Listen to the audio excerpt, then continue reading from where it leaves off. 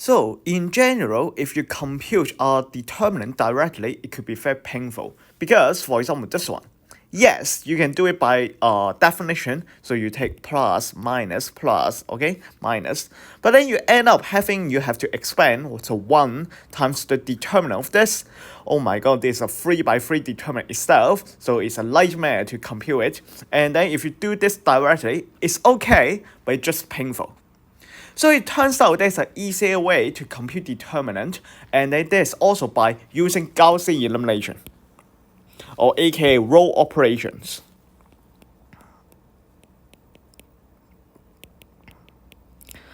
And we have seen 3 kinds of row operation, but you need to be careful. Each kind of row operation will have a different effect on the determinant. So, okay, let me write it down. So the operation, let me write a table here, and the effect on the determinant. For example, what kind of row operation you have? The first kind is you can switch two consecutive rows. So you can switch any two consecutive rows of your matrix, but then the determinant will be changed. The determinant will be changed by multiplying minus 1. So every time when you change any two rows of your matrix, then the determinant will be different by a factor of minus 1. The second kind of operation is our favorite kind of operation, the elimination, okay? So that is by multiplying, so add multiples of a row to another row. Then in this case, this is my favorite kind of operation because in this case, it has no effect on the determinant, okay? So you don't need to worry about that. The final kind of operation is you can multiply certain factor to a row, okay? So if you multiply,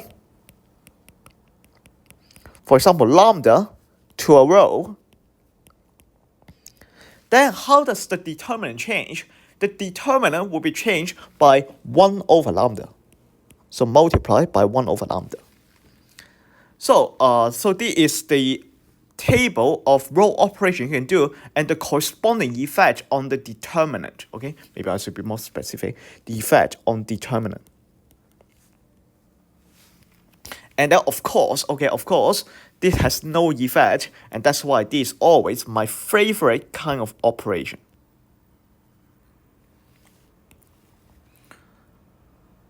And why using row operation is nice? Because what is the ultimate goal of row operation? Is to transform your matrix into a row echelon form. So let me mention a trick here, okay? So let me say skill.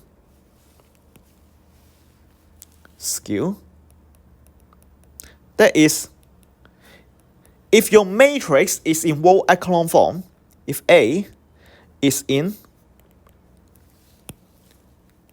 row echelon form, we know that row echelon form is similar.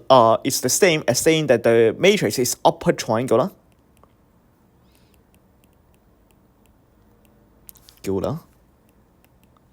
That means that the matrix is of this form. So you have entries here.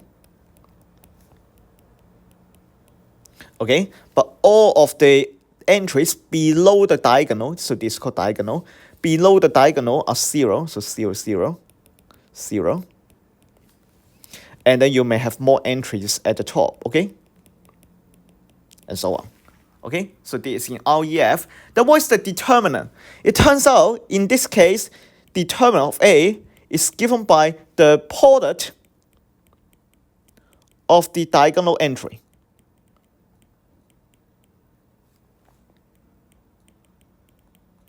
So let me give you an example. For example, if you have a matrix like 1, 2, 3, 4, 5, 6, okay? So this is in row echelon form, REF, because this is upper triangular. Okay? Then what is the determinant? Then in this case, you don't need to compute a determinant by definition. You just multiply the diagonal entry together. So 1 times 4 times 6. So you get 24. Okay?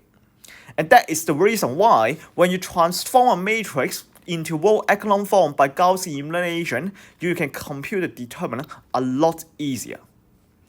Okay, enough theory. Let us get ourselves dirty by doing a concrete example.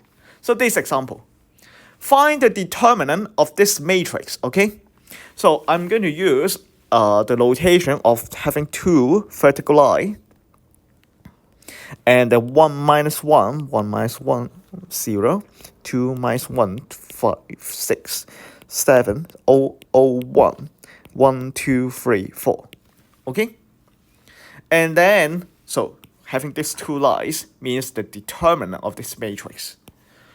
Instead of doing this by definition directly, I'm going to apply some row operation to transform this into row echelon form. So what are the, how do we do that? The first way we try to do is to kill these three entries here. And then, how do we do that? So, firstly, I multiply the first row by minus 2 and add it to the second row. Right? And then also, I multiply the first row by minus 7 and then add it to the third row. And then the first row multiplied by minus 1, add it to the fourth row. And then, before you actually do the operation, you need to be aware that whether this operation will change the determinant. But what are these operations? These are the operations that you add multiples of a row to another row. The good news is it has no effect on the determinant. So you can just write down the operation directly. So this turn out equals to, okay, multiply this row by minus 2, add it to the second row, then you get 0, and then 1, and then 7, and then 6, okay, and so on. So this row multiplied minus 7, add it to the third row, you can get 0, 7, 7, and 1, and then and so on, and then this one 1, and then times minus 1 to it. And I get 0, 3, 4, 4. Okay? So, after I do this operation, I don't need to do anything else because this kind of row operation does not have any effect on the determinant. So let me demonstrate those with an effect. For example, well, you don't have to do that. Okay, you don't have to do that. But, for example, now I'm being funny. I try to switch the third and the fourth row. So, suppose I try to be funny and switch the third and the fourth row. Then, well, after I switch that, I get a matrix that of this form, CO344 and CO771. Okay? But they are not the same. They are not the same because when you switch two consecutive rows, your matrix, your determinant, will be different by a minus 1. So I have to add an extra minus sign here. Okay? So you need to be careful what kind of row operation you have been doing and the corresponding effect on the determinant. Okay, so let us move on. The next guy, to transform this into row echelon form, we have to kill this and this, okay?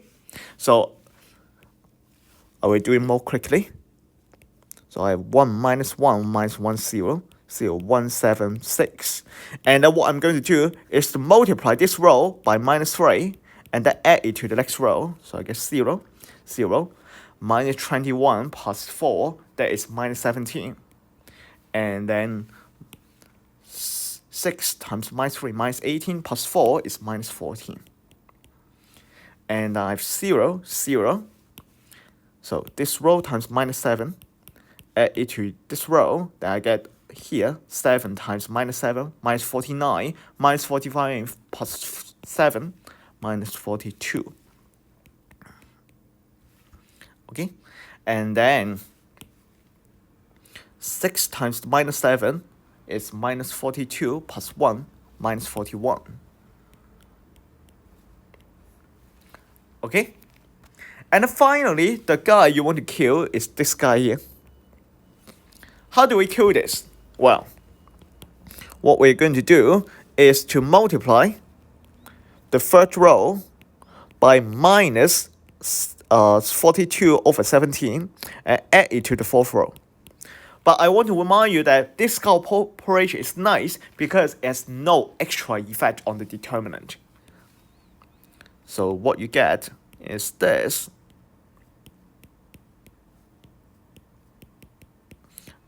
Okay, don't be scared by multiplying by fraction, okay? Because they're just 0. And then the next guy is minus 14 times minus 42 over 17, and then add minus 41. Okay, so what's the determinant? So hence, the determinant equals to, don't forget it has a minus. And then now, this is in row echelon form. And using the skill we learned previously, we know that in row echelon form, the determinant is given by the product of the diagonal entry. So I get 1 times 1 times minus 17 times minus 14, and then minus 42 over 17, and then minus 41. And then it turns out, if you compute this, the value is equals to minus 109. Check, okay? But this is an example of how to conduct row operation to simplify the calculation of computing a determinant. I encourage you to try to compute this directly and realize that it's a lot more painful. You can do it, okay? You can do it, but it's just a lot more painful. But then at the end, the answer is also minus 109. Should be, okay? Should be.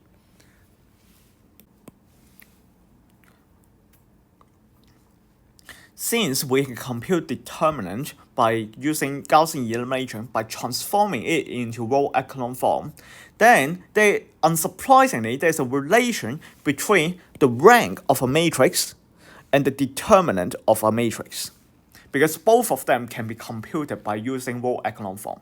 Okay? So what is the theorem?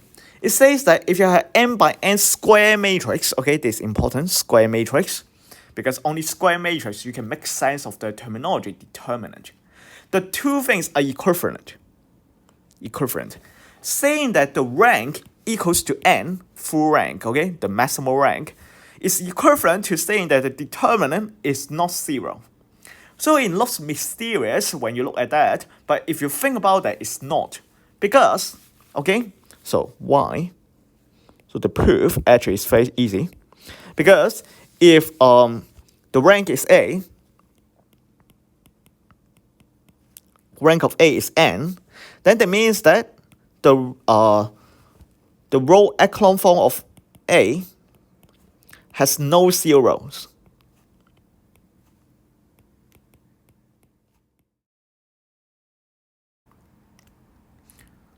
And this is equivalent to saying that the determinant of A is non-zero. Because when you have no zero in the row echelon form, then the determinant of A will not be 0. For example, this one. So this is in row echelon form, and you have no zero, this is not 0. Okay? So the determinant wouldn't be 0, right? So that is an interesting way to relate rank of a matrix and the determinant of a matrix.